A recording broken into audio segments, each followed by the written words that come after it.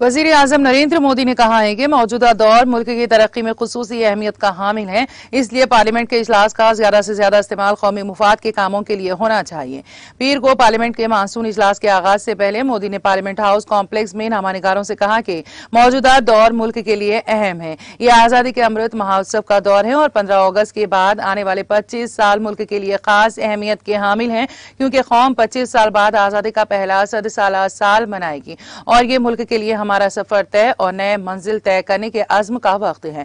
उन्होंने इस मुद्दत को अहम करार देते हुए कहा, मैं अरकान पार्लियामेंट से गुजारिश करूंगा कि इजलास के दौरान ऐवान में मुकम्मल और अच्छी बहस की जाए। ऐवान को मजीद पैदावारी बनाने के लिए हर मुमकिन कोशिश की जाए। नमस्कार साथियों,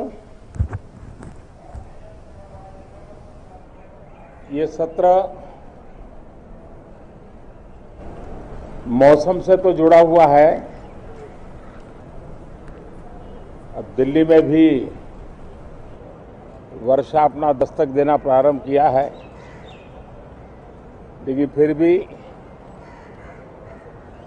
न बाहर की गर्मी कम हो रही है और पता नहीं अंदर भी गर्मी कम होगी कि नहीं होगी। ये कालखंड एक प्रकार से बहुत महत्वपूर्ण है। ये आजादी के अमृत महोत्सव का कालखंड है। 15 अगस्त का विशेष महत्व है और आने वाले 25 साल के लिए देश जब शताब्दी मनाएगा